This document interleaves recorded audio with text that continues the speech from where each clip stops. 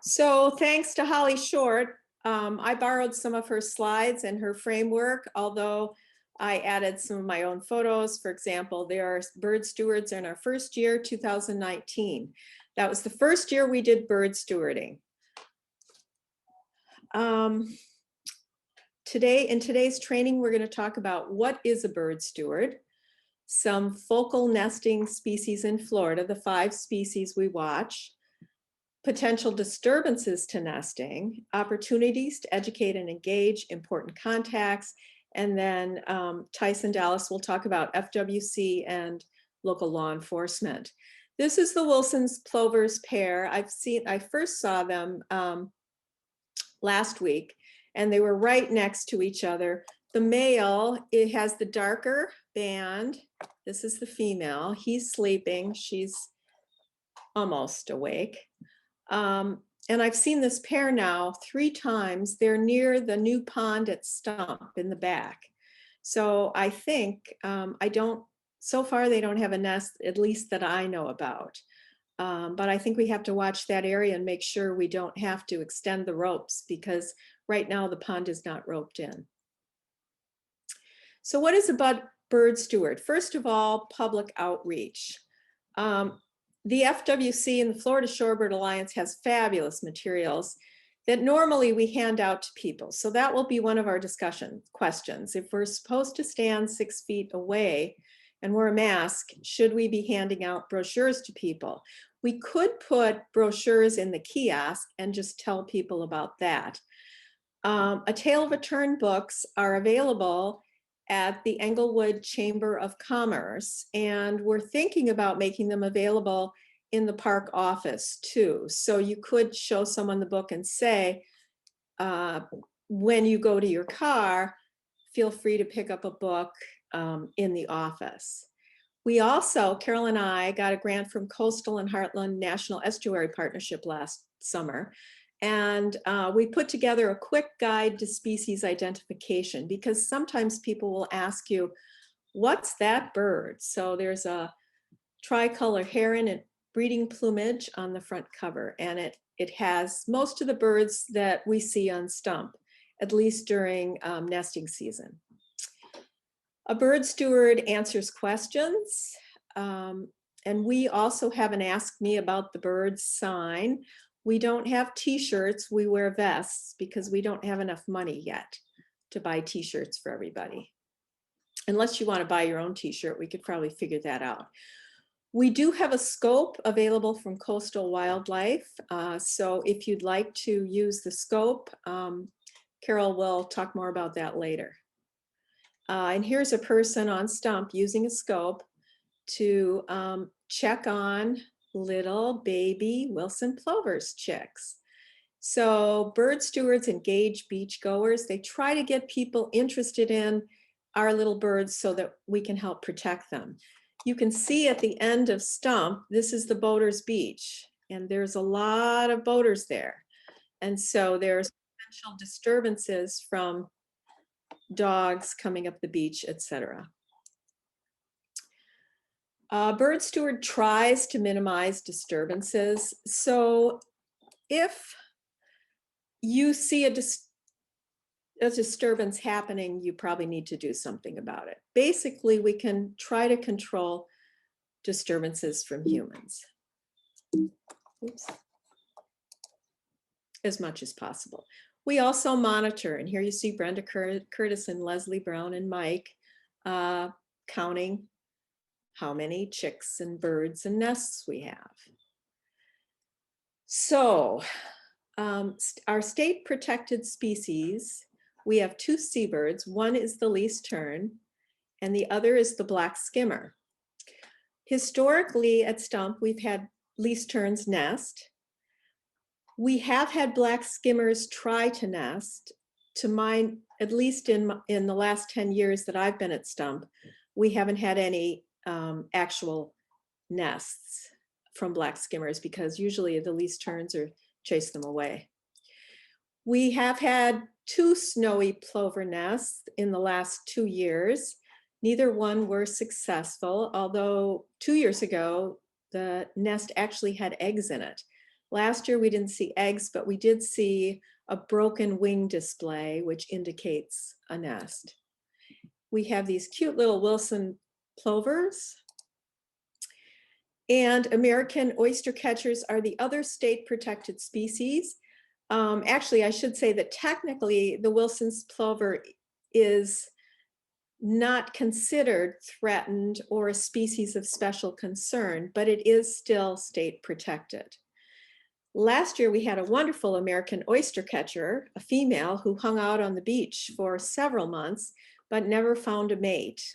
She's not there right now. It would be great if we had American oyster catchers, but most of them are, or many of them are nesting on roofs right now. Beach nesting seabirds are among the most threatened of all migratory birds, such as this cute little least tern looking at two chicks. Notice how they blend right into the sand, the chicks. Their nests are just scrapes in the ground. Eggs and chicks are the color of the sand. So here you see a least tern egg, and here you see the chick. And it's typical that they lay 2 to 3 eggs, and that one usually hatches before the other. Their camouflage provides protection, but it also makes them very hard to see and easy to step on, the eggs or the chicks. This is a least tern. These are called downy chicks. They're still covered with down. This is considered a feathered chick. Notice the feathers coming in. And here's a least tern mobbing ghost crabs, which will take eggs and chicks down into their hole, and a great blue heron. I've never seen a great blue heron take an egg or a chick, but it's certainly possible, and the terns are not going to put up with it. This is one of our fledglings from last year. They're also called flight capable when they get feathers and they can start flying. We had a wonderful year last year.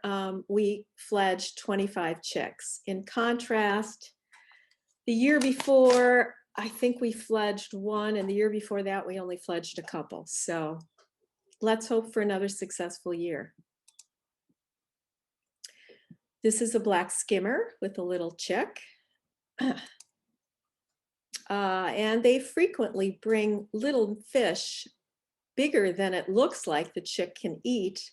One time we watched a chick and it was choking on a fish so large, this was at Lido Key, we actually called Save Our Seabirds.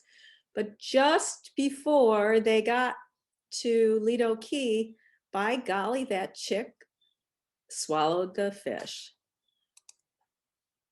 And this one's wanting a little more fish, resting on his dad. This one has another chick under this arm, and so parents brood the chicks. They keep them under their body, both to keep them cool or warm and also to protect them from predators, especially the first few days. In contrast to seabird colonies, seabirds are black skimmers and least terns, which are wonderful, noisy colonies. They're really quite exciting. It's very clear to beachgoers that something's going on here. Shorebirds are quiet, solitary nesters. This is a snowy plover sitting on eggs at Gasparilla Island, which hasn't been real successful in past years where they used to have birds because of dogs. This is a snowy plover brooding chicks. It was started to rain, so the little chicks ran under their parent. They are quite adorable little puffballs, hard to see. They blend right into the sand. They can feed themselves as very young chicks. And this is a Wilson's plover. This is a female. Notice she doesn't have a really dark band here, so she's a female. As I said before, not state listed, but we still monitor them. Last year, the first Wilson plover's eggs that I was able to photograph was on March 4th. She laid the eggs a little sooner than that, because we had a chick. The first chick was seen on May 13th, and it takes a couple weeks for the eggs to hatch. Here's, and notice that Wilson's plovers, unlike least terns and black skimmers who nest in the open sand, Wilson plovers like to pick some kind of vegetation.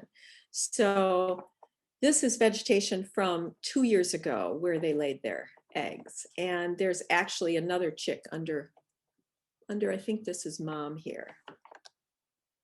And then another one going down to the pond. Here's the papa. Notice the dark band, keeping up with the little chick to protect him. And if you're out there and you can't find the chick because they blend right into the sand and they're very tiny and they're very fast, look for the parent and watch the direction of its gaze. Usually they're farther apart than this photo shows, but the parents are always watching them and looking out for them. And you'll hear this wonderful little call, weep, weep, that they make to try to tell the chick, hey, get over here, come back. This is the American oyster catcher we had last year on Stump. Notice this extra fleck in the eye. That indicates it's a female.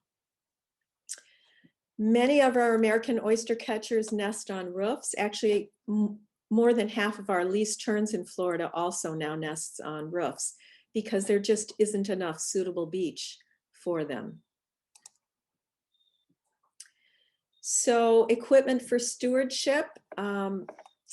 We do have a scope that you may borrow, and the ranger will take it out there for you because it's very heavy. And Carol will talk about navigating the calendar and signing up at the very end. What is provided? Training, and I will also provide field training.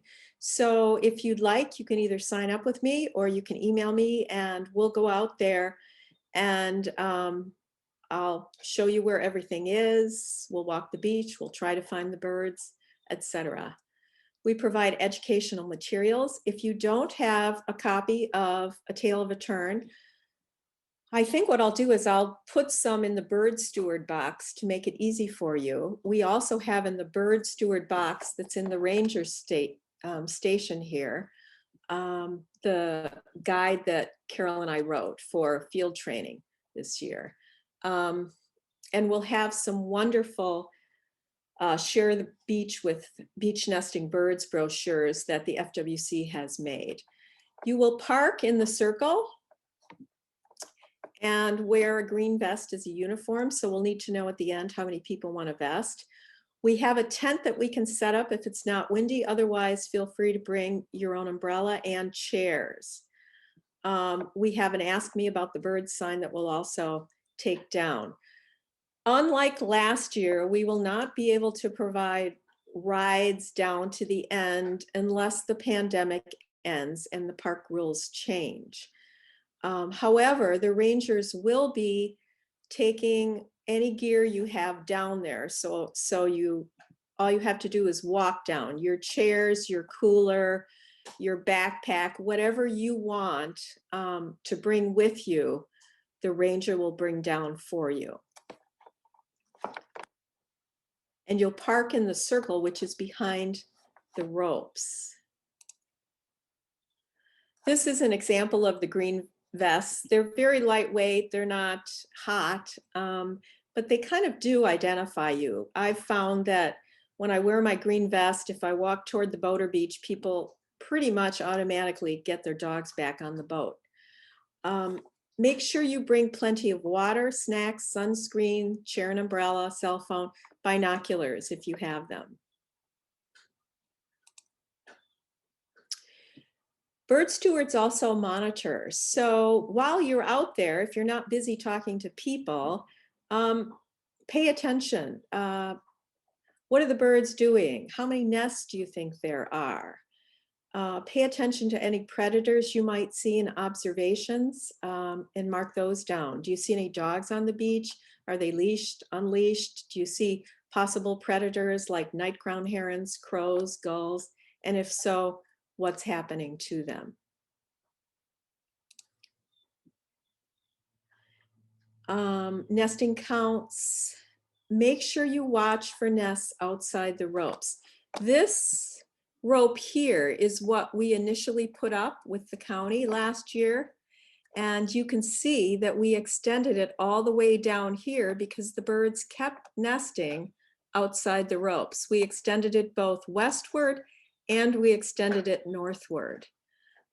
We have these little bird houses to provide some shade for the least terns. And we'll make sure that the new ranger gets those back on the beach. You can see the terns nesting in this area as well as in here. What are the birds doing? Look for behavioral observations. Last week when I was checking on the Wilson's plovers, oh, by the way, these are red knots back in there. I saw both people tracks and dog tracks in the least tern nesting area. So here are potential disturbances. People can throw beach toys in there. They can be flying kites nearby. Sometimes they're hanging over the ropes. If you see people walking really close to the ropes and the terns are going nuts, most likely there's a nest there and they're trying to scare the person away. And even though we have ropes, pay attention to what the birds are doing. Ideally, people will walk in the wet sand and not near the ropes so that they won't step on eggs or nests that we haven't detected yet.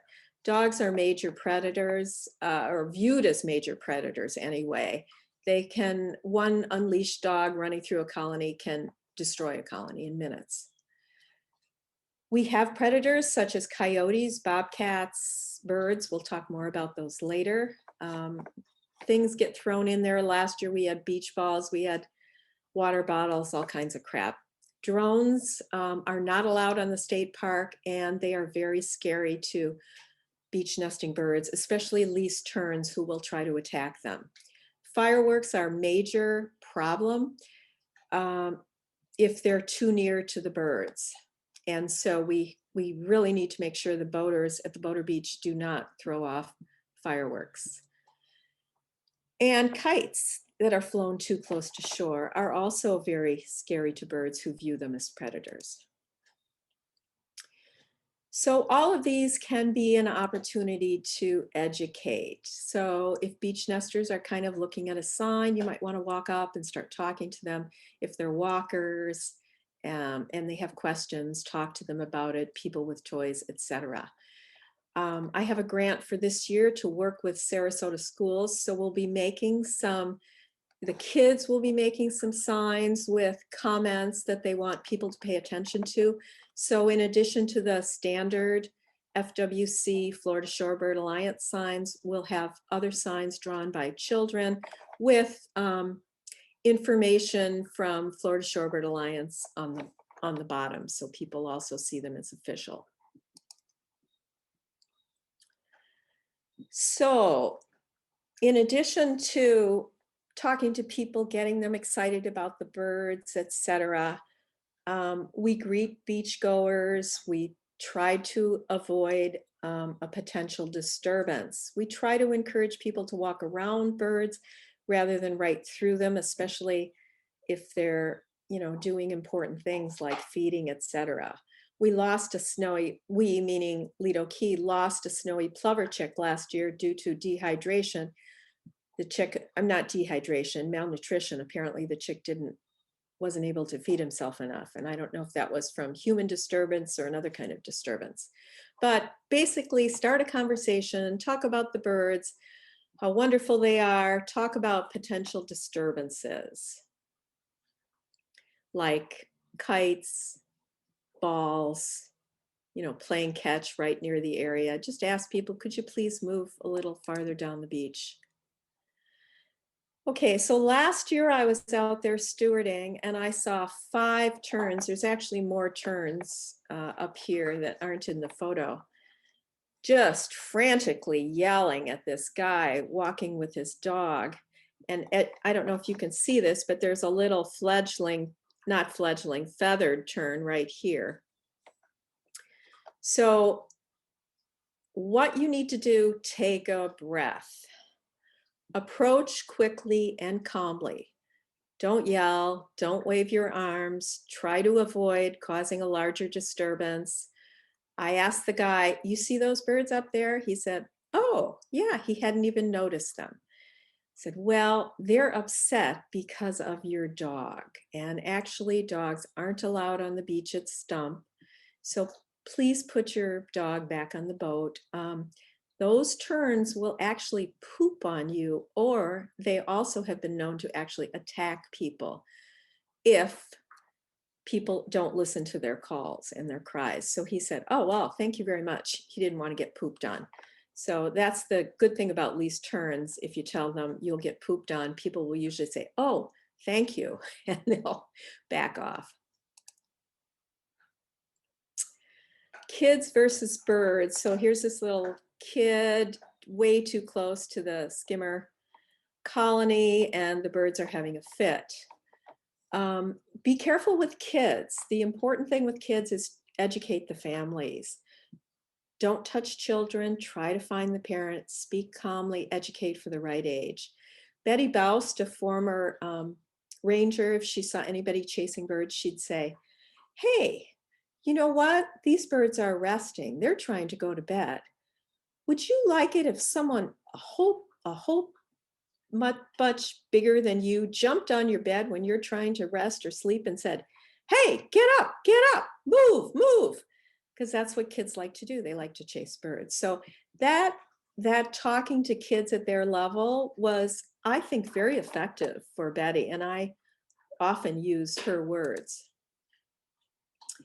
Dogs are not allowed on the beach or on Lemon Bay at Stump. They're not allowed in the water. They are allowed on the inside pass. They are allowed on the boat. So if you see a dog on the beach, explain the rules, educate about dog disturbance. There's some research that shows that even dogs on the beach, leashed, like the example you saw earlier, can be very stressful for birds. If it's a service dog, not a comfort dog, it is allowed, but it is not allowed to disturb the birds, and it should be leashed. You can't ask that person, well, you can ask, is that a service dog? And then you can ask, what service does it provide?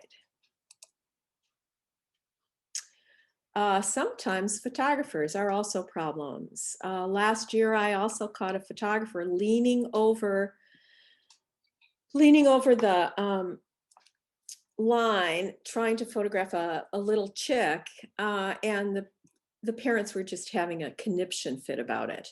This is me, I usually stay, my friend took this picture because she thought it was funny.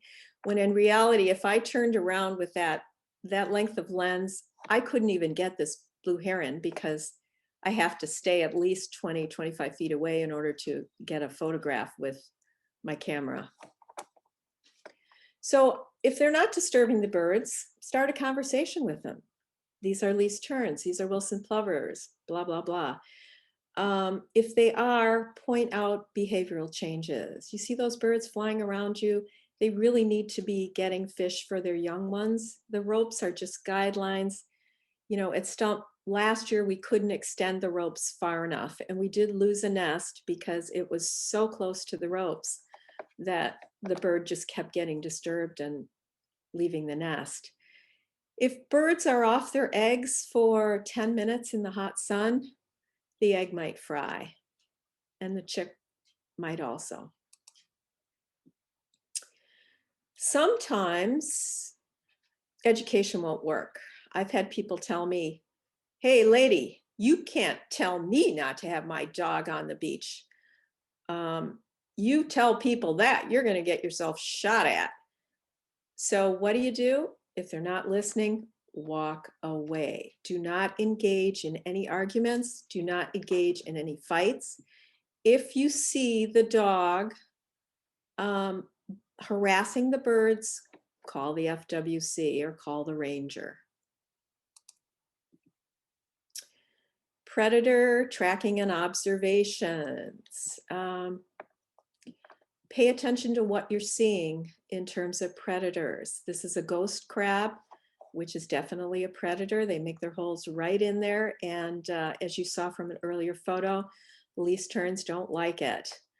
They also don't like, even though these critters, these cute little night crown herons, eat ghost crabs. This is yellow crown night heron, eats the ghost crab. The terns still view it as a predator. They will not like this bird walking around their chicks or in their area. So you will see them flushed. And if you see the birds flushed, try to figure out, why are they all running up in the air? What is disturbing them? Is it a jogger? If so, please ask the jogger to, walk in the wet sand near the birds. Try not to jog there.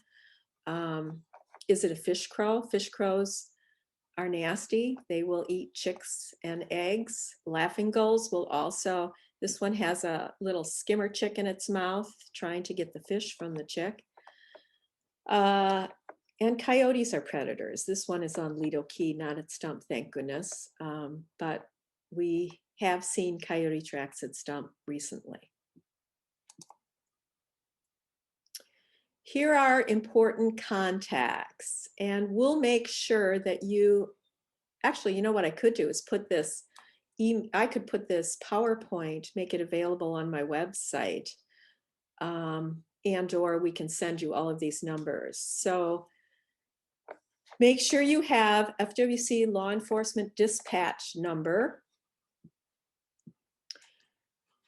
If you see sick or injured wildlife, please call the Wildlife Center of Southwest Florida and call the ranger, because the ranger will probably have to take the cage down to the end. If we end up with red tide definitely affects chicks and birds, especially seabirds, because they get all their fish. They eat fish primarily in their diet. If you can't make your shift, or you have questions about data collection, contact Carol McCoy. If you would like field training, either sign up with me when I'm doing it, or I'm happy to go down with you pretty much any time, depending on my schedule. This is my phone number and this is my email. And now I'm going to turn this over to Tyson Dallas, our shorebird specialist. This is his phone number and his email address.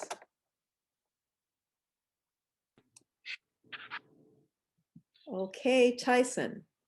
All right, thank you, Mary. So those of you who do not know me, which are probably most of you, since given the COVID situation last year, I really didn't get out to check out a lot of sites and meet a lot of people last year.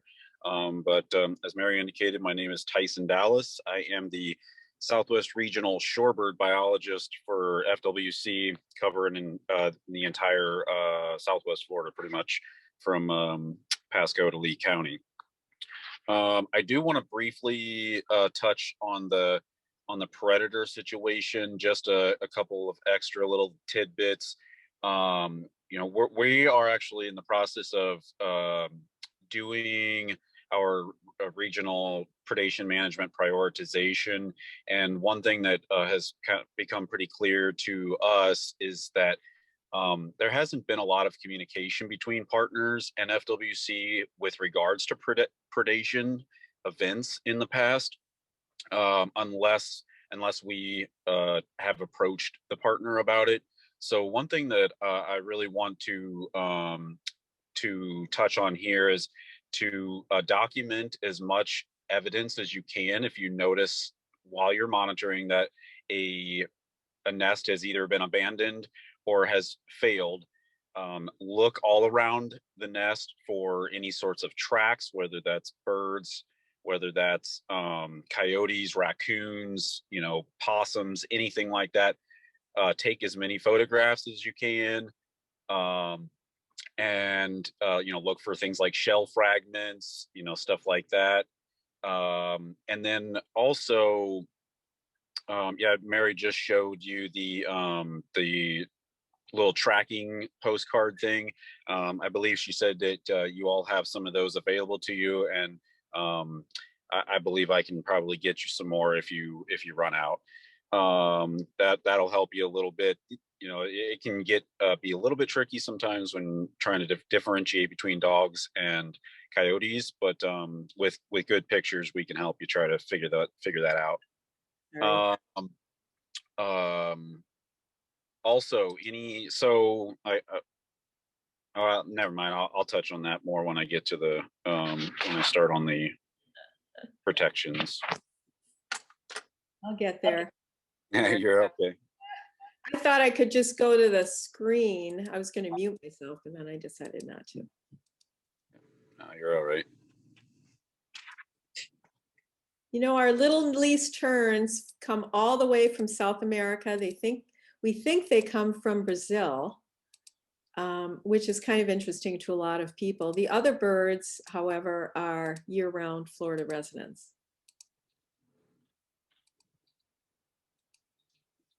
Yeah, they can be what's usually called like a short distant migrant. So they may just move further north or south along the coast in the breeding season. Would you like me to show that predator slide again? Here. That's okay. Yeah, I mean, yeah. Here's the little. Is this like a pocket guide type of thing, right? Yeah. Oh yeah. So yeah, if you guys run out of these, I'm sure I can track down some more for you, and you can just carry this on you while you're out monitoring.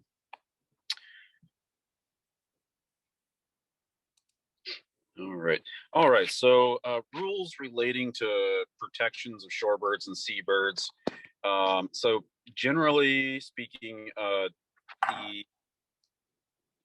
is there another slide? Well, that's all right.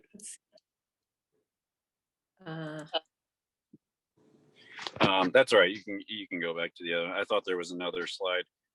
So there's the state threatened species, as Mary pointed out, the snowy plover, American oyster catcher, black skimmer, and least tern. And then we have the species in greatest need of conservation, which would be the Wilson's plover. But the state threatened species, they are protected by the Florida Wildlife Code, and that's 68A-27. We usually just say that, but there's decimals behind a lot of these things. Essentially, it's defined as that no person shall take, possess, or sell any threatened species or any parts of those animals or their nests or their eggs. And so take is further than defined. And like I mentioned here, this is another one of those like decimal situations, but take is further defined by the Wildlife Code as harassing, harming, pursuing, hunting, shooting, wounding, killing, trapping, capturing, collecting. Pretty much don't look at them. And so there things like harm and harass are then further defined. And these are defined as killing and injuring wildlife, either directly or through impairing any sort of essential behavior, such as breeding, feeding, and sheltering. Harassing is creating the likelihood of an injury through any activity that will annoy the wildlife to an extent that disrupts those normal behavioral patterns, like breeding, feeding, and sheltering. All right, next slide. So if you notice someone approaching a fenced off area, a posted area, just kind of keep an eye on them. A person or a dog entering a posted nesting area in and of itself is not technically illegal. It's not considered take until it disrupts one of those normal essential behavioral patterns. So for instance, if a bird is incubating eggs, someone can technically walk in a posted area. If the bird doesn't, they can walk in there legally if the person doesn't cause the bird to flush. But we don't want to let them get to that point. if you can try to stop them before before they get to that point, and educate, like Mary had said, about why it is we have the posted areas and why entering that will likely result in take and disturbing that animal. um Also, so if you ever, we usually like to promote an educational standpoint first, and even if you call FWC law enforcement, 9 times out of 10 they are going to take an educational standpoint the first time they talk to someone, unless it's just some obviously egregious act. um, they're usually going to take that standpoint. And so I would generally recommend taking that viewpoint as well. Try to educate the beachgoers, the first time you notice them walking through the birds, or hitting a ball inside of a posted area, whatever the case may be. um, Rather than just trying to call FWC law enforcement right off the bat every single time, because they're very busy. They're all over the place. Sometimes it can take a really a unrealistic amount of time for them to get there, especially if it's an island where they're going to have to take a boat to. So we don't want to inundate them with just call after call after call, unless it's something that you really feel is important. This is the wildlife alert hotline number, as Mary pointed out, the 3922 or FWCC. this will this is the just sort of general dispatch number.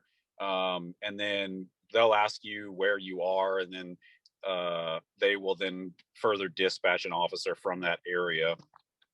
There is an email there as well, tip@myfwc.com. A lot of times the emails may not get checked right away, so it is better to call when you want to report a violation. But definitely, especially after you've spoken to someone about it, now they know. And so if they do it again, there's no reason not to call FWC law enforcement, if you feel like that you need their assistance. If you're ever receiving threats, like the one that Mary had mentioned earlier about, don't try to tell us we can't have our dogs out here, or you're going to get shot at or something. Like she said, walk away, but call law enforcement immediately. That kind of behavior is not tolerated.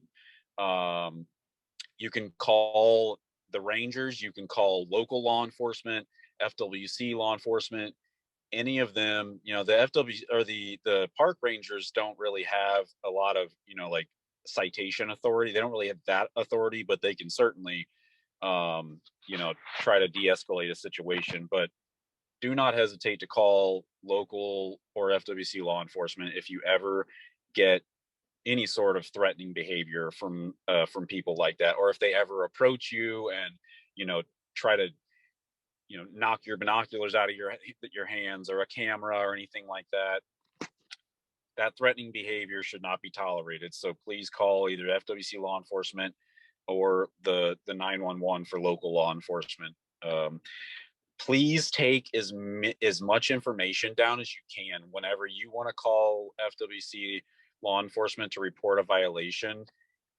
Every tidbit of information is helpful, because sometimes, actually a lot of times, that person that you want to report, they may walk off a little bit or something, and then you don't have eyes on them. And unless you're going to follow them around the entire time until an officer gets there, um, any kind of information helps. So whether it's male or female, whether their hair color, their clothing color and style, anything like that, what they were doing, as much information and much detail as possible. If you have a camera or a cell phone on you, try to take as many photos as you can. Video even helps. So just any kind of information you can will help an officer try to identify the individual, and further be able to, more easily assist. All right.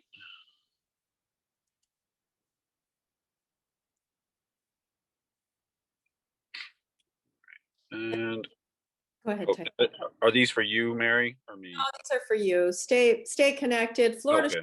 Alliance, if you haven't been there, has fabulous, all kinds of fabulous information on bird stewarding, and lots of good brochures, etc. So I highly recommend going to that site.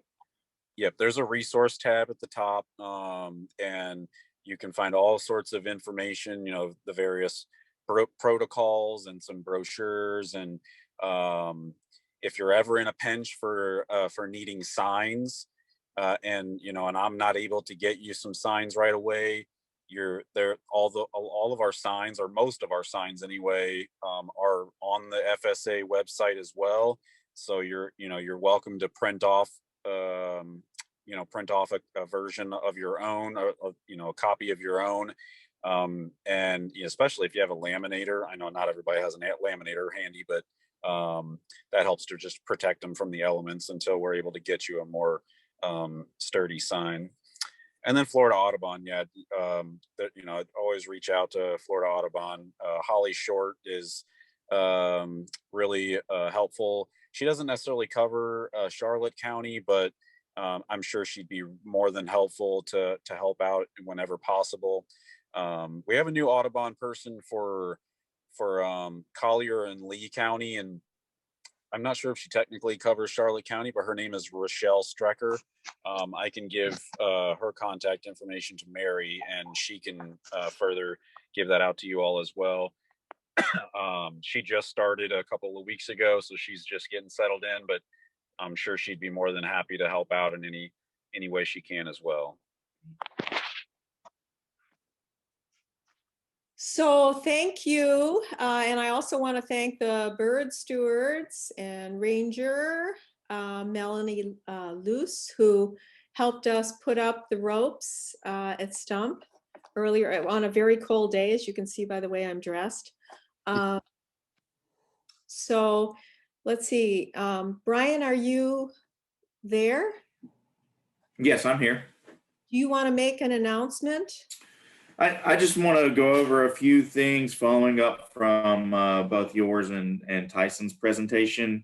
Just a couple of notes I made during the presentations, and this will just help everybody as we move forward through the season. And Mary and I will be talking a little bit more as to help make this as easy as possible for everybody. As we have a lot of things that we have to make sure are done and done the right way. So a couple of things I noted here was I saw the picture Mary mentioned of parking in the circle. Just make sure that when you do park in the circle, park in a way that's going to allow emergency vehicles to get all the way around that circle. Think of big fire trucks and ambulances, because they'll have to get in there from time to time. Also, staff will assist as long as we are able to get away from an assignment. Some of the assignments that we have, we cannot get away from. I've got some thoughts to assist with getting things down towards the end. And I'll discuss those with Mary and see what we can do. One thing I think we did last year, Mary, and you can correct me or help me out with this, or maybe if we didn't, we can, is stage the bird steward box down near that area for the season. Actually, we didn't do that last year. We did that in 2019. Okay. And what the steward said is it was kind of a hassle, and also because of the pandemic, we didn't want to share chairs. So basically the feedback from 2019, our first year, was that what we really need is a vehicle so we can get a ride down to the beach. Now, because of the pandemic and state rules right now, as I understand them, only one person is allowed in the vehicle at a time, and that's the ranger. So I've already found someone who will do Saturdays, who will come from at noon and stay until 6 and help with the parking situation. So the ranger can take stuff down there, back and forth. I haven't found anybody for Sunday. So if anyone knows of anyone who might be willing to participate in that way in our bird steward program by relieving the ranger so she can help cart down people's stuff, that would be great. Either let Carol or I or Brian know about that. Okay. So yeah, we'll continue to explore ideas and options to help make this easy on all of us. But also, I want to let everybody know that not only are you volunteering as a bird steward, you're also volunteering as a Florida State Park volunteer. And so everything that you do out there is representation on Stump Pass Beach State Park, as well as representation on Florida State Parks as a whole. So what we like to do is, as Tyson said, we don't have the authority to write citations. So our view is that we get voluntary compliance through tactful interpretation. And so we really go in depth and talk to them and try to help them understand the things that we're doing. So for an example, right now, things that the staff are doing now that they haven't been doing in years past is that they are making regular, doing regular patrols to the end of the island, on the beach side, on the trail side, talking to the boaters about where they're putting their anchors at. And they're also talking to them about dogs and things of that nature. And so what we have already seen just in the past 3 months is that we're already starting to get that voluntary compliance.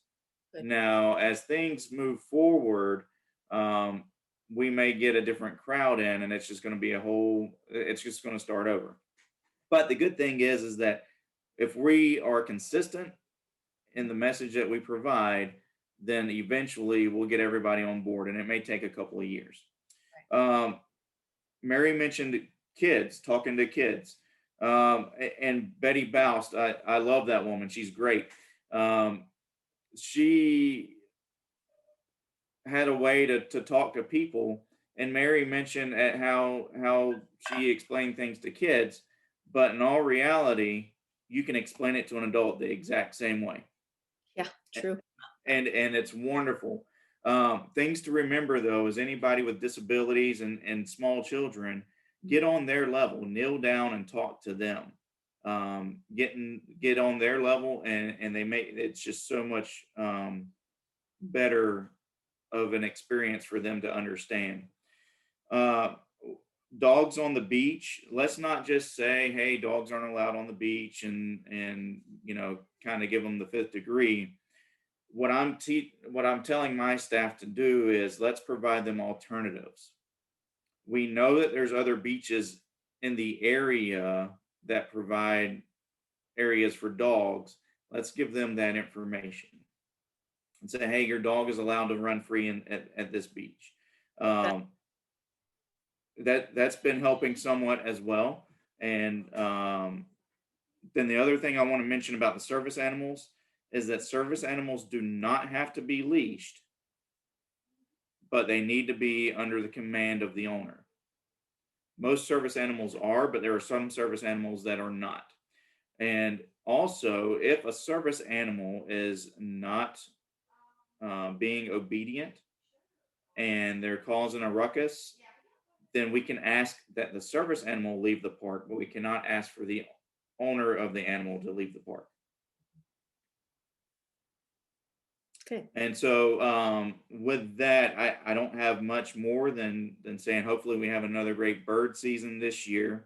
And Mary, you and I can talk maybe early next week on some of the other ideas to, if staff can't be available, other ideas that we can get things down. Okay, Sounds good. And do you want to make an announcement about Melanie?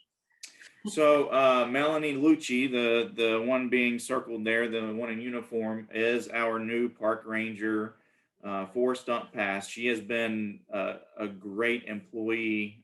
She and I started down here at the same time.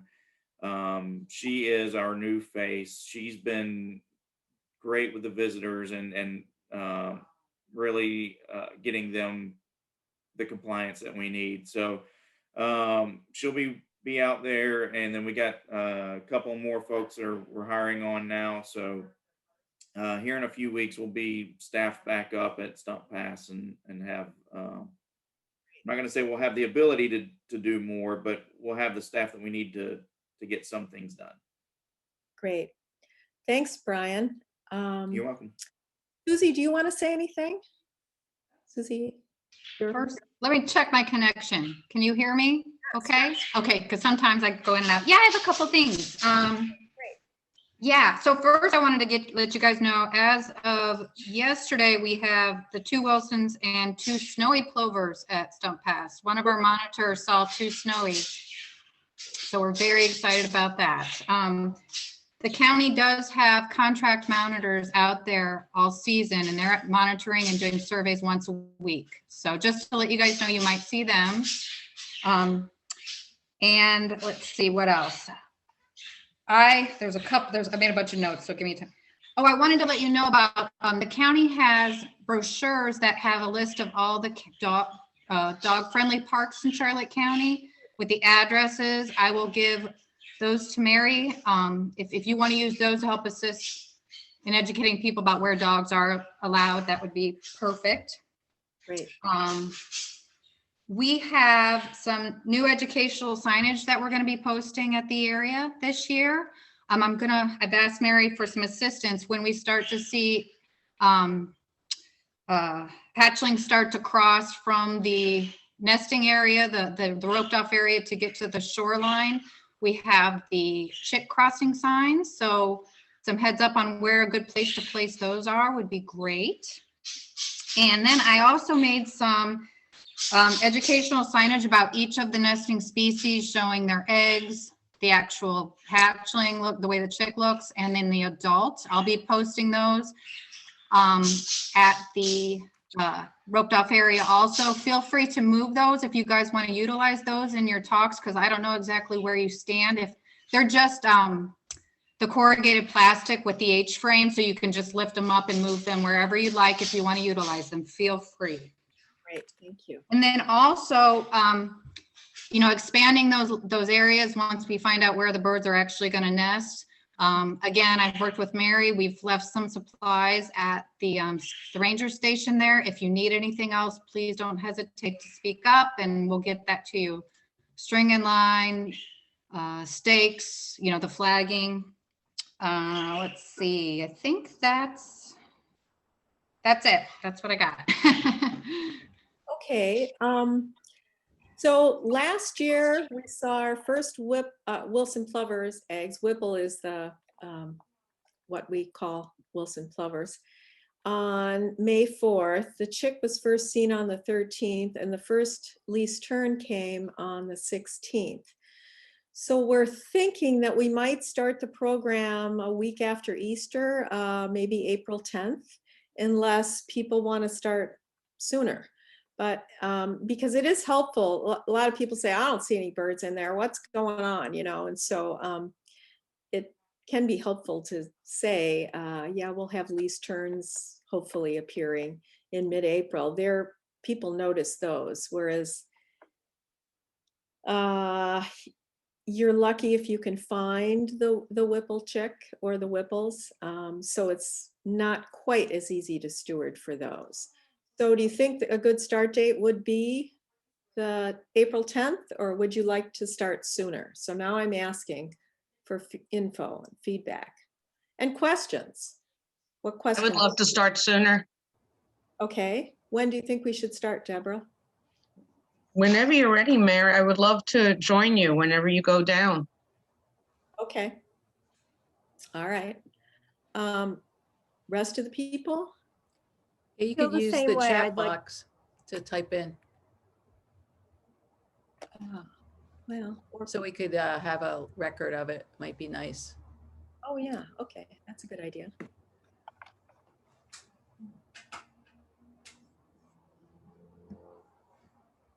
I'm gonna stop screen sharing.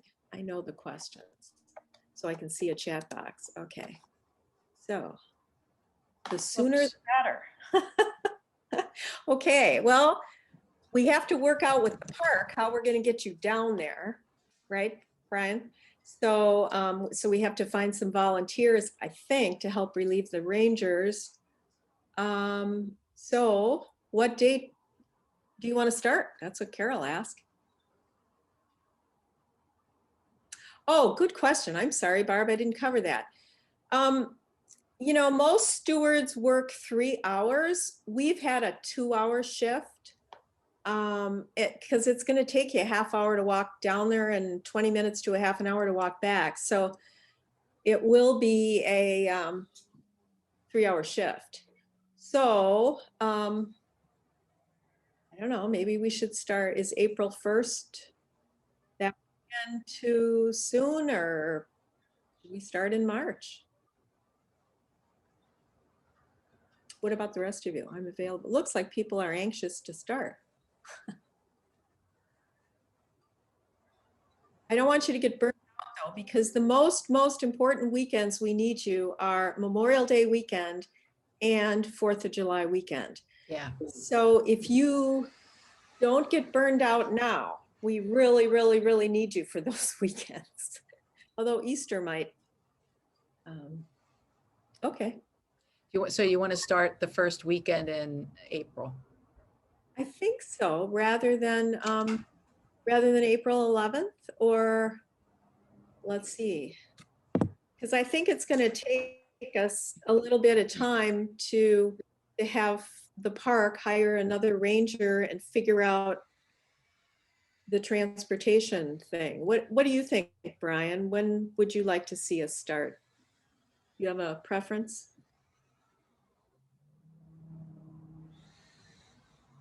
I don't right now. And again, maybe whenever you and I talk to early next week, we'll have some additional ideas to help out with that stuff. So, yeah. Okay. Also, I want to make sure that people complete their online state park volunteer application. So, you know, that needs to be handled before people start to steward if they haven't done that already. Maybe I could go over some of the things. I don't want to overwhelm everybody, but there'll be some, I want to talk about scheduling and reporting and about how to get to that application. State park volunteer application. You're muted. Go ahead and share your screen and Okay. show people.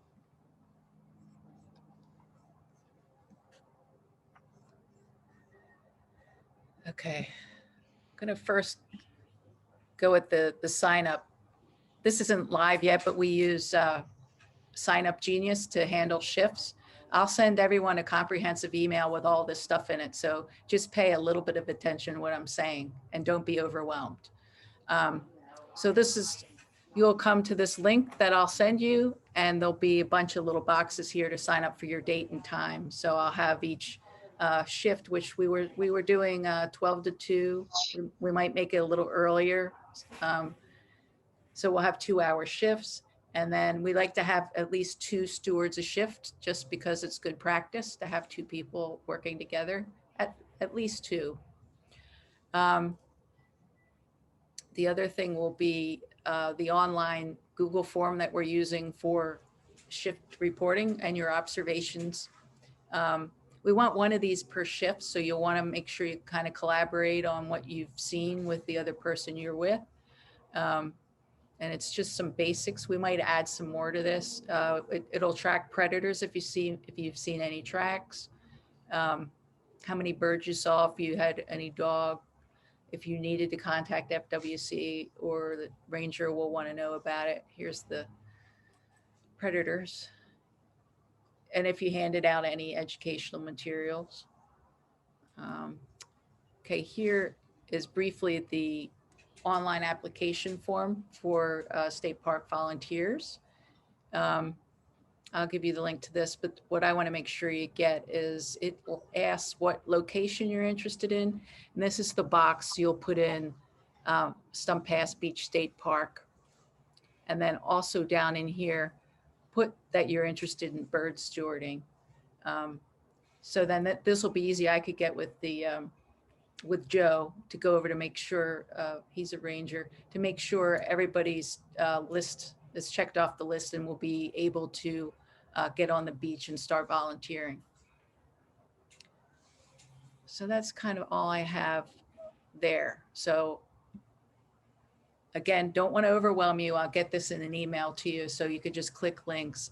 One other thing was our Friends of Stump Pass group for bird stewarding. It's a private group, but just all the stewards. So we can have conversations in there about what we saw. We post stories about birds and it's just nice. So I'll put in there the link to it and you could click to join and then you'll be approved to join.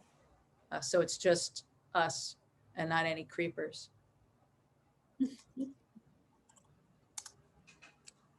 So any Okay. questions? What questions do you have?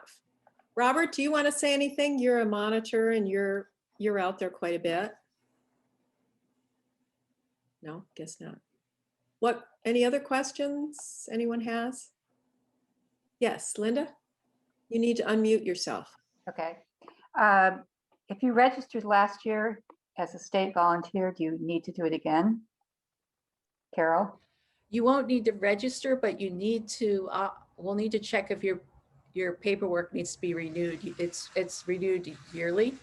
Okay. So I can check on that for you and get back to you, Linda. Okay, thank you.